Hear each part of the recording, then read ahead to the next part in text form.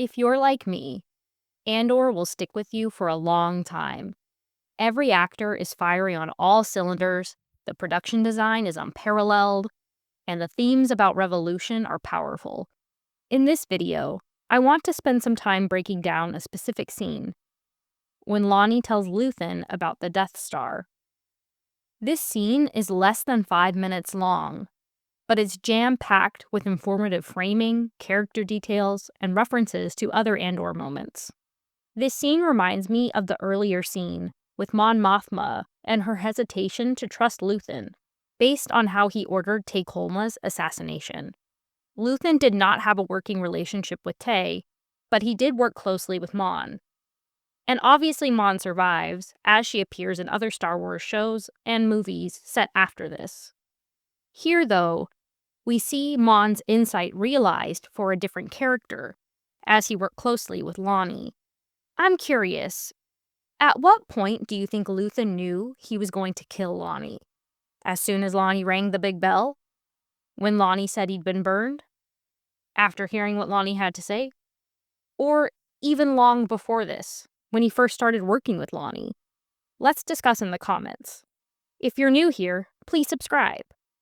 The scene opens with Luthen meeting Lonnie in a park. It looks like the same area as the Senate scenes from Episode 9. This shooting location is in Spain. Based on how few people are around, it's reminiscent of a financial or a government district on a Sunday morning. Lonnie tells Luthen that Dedra is probably coming for him. When Luthen asks him to confirm, Lonnie says he can't. He's been burned. He's discovered something. Before he'll tell Luthen, he wants to talk about escaping Coruscant. While the entire scene has framing that gives insight into the characters, I want to focus on the framing at the beginning of the scene. This framing pushes Lonnie into the right third of the frame, with him facing to the right. He could be centered if he was sitting up. Lonnie's framing helps reinforce how nervous and uneasy he is as he tells Luthen that he went through Dedra's files. Despite being in an open space, this framing is claustrophobic. There's not a lot of room for him to go more to the right. Compare this with Luthen, who is in the center of the frame. Luthen's framing emphasizes that he is in control of the situation. Lonnie says he's found something in the files, something huge. And because this is the Death Star, that's still an understatement. He's centered while saying this. He's not as anxious as he thinks he has a bargaining chip. Luthen, though, remains centered. Then it cuts to a shot of them on the bench with their backs to the camera. They've paused as people walk by. Are they now on equal footing? The next shot of Lonnie has him on the left, facing right. This is a standard framing. And as he talks about what he found and how desperately he needs safe passage, he turns to the left, reestablishing how trapped he feels. This type of framing has been used elsewhere in Andor, most noticeably when Vel and Clea meet in Season 1. Notice that Lonnie is still wearing his ISB uniform. It's been noted in interviews and behind-the-scenes looks that the Imperial costumes are restrictive.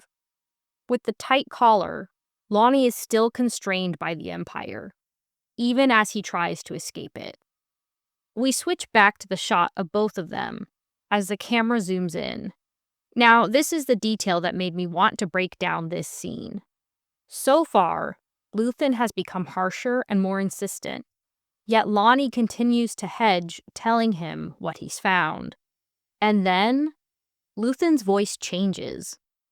He uses his antiques dealer's voice as he tells Lonnie that they are in this together and he needs details. Compare these two lines. I need to know what we're talking about. We're in this together. This indicates that Luthen is being deceptive, which is dangerous. And yet, this change of tactic and establishment of them as a team works. Lonnie starts talking.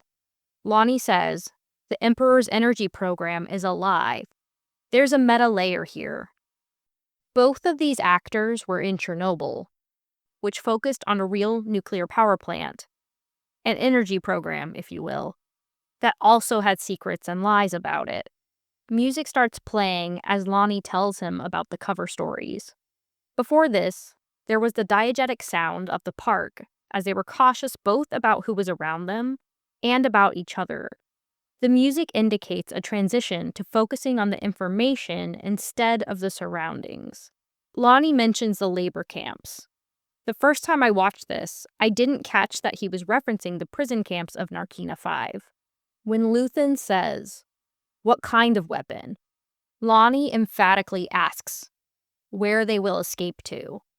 Luthen, taking a moment, says, "Yavin." As a gong sound plays, Lonnie's fate is sealed. It's obvious that Luthen is not going to take Lonnie to Yavin. So why did he mention it? I saw some people mention that he was checking to see if the Empire knew about the rebel base's location. For me, I think Luthen knew he was going to kill Lonnie, and Lonnie wouldn't say more without assurances, so he just said it to move the conversation along. Luthen says they'll be safe on Yavin, as safe as they can be. On a first watch, I thought Luthen was referring to being safe from the Empire. However, it also reflects what Kleya says later about how she and Luthen weren't welcome there, even saying she would be a prisoner. Luthen uses his antiques dealer's voice again, as he says, "Tell me about the weapon." We, as the audience, already know about the weapon and what it will do in later movies. This information isn't hard-hitting for us. So, how does Andor convey how severe it is? First, it puts us in Luthen's perspective. We have this tilted shot of Luthen walking down the stairs. His whole perspective has shifted. He walks by a few people. Luthen knows how the world has changed, but they have no idea. Very tangentially, this reminds me of the finance films Margin Call and Too Big to Fail, where characters realize the 2008 financial crash is imminent and talk about how the people around them have no idea what's about to happen. Second, the scene conveys the seriousness by cutting to Lonnie, dead on the bench.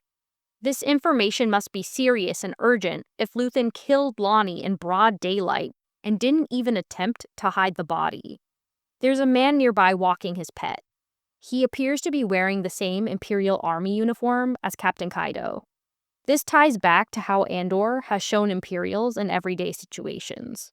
Third, the severity of the information gets conveyed through partial information. While it's after this scene, Luthen tells Kleya what Lonnie said.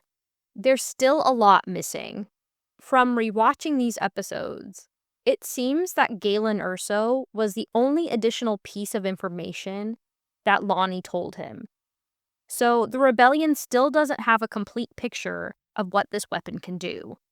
We, as the audience, know about the Death Star. So this information gap creates tension. Before we close out, I have one more observation. In Andor Declassified, Season 2 composer Brandon Roberts says that the music over the season becomes more orchestral and less electronic, as a way to transition from Andor to Rogue One. The music while Lonnie talks about what he found is subtle. When Luthen is walking down the stairs, it's louder and orchestral. This reinforces that there has been a shift in the focus of the Rebels' fight. That wraps up my look at this scene from Andor. Did I miss anything? What do you think? Drop a comment down below. Let me know what other scenes from Andor you'd like a breakdown for. If you liked this video, please subscribe. Thanks for watching.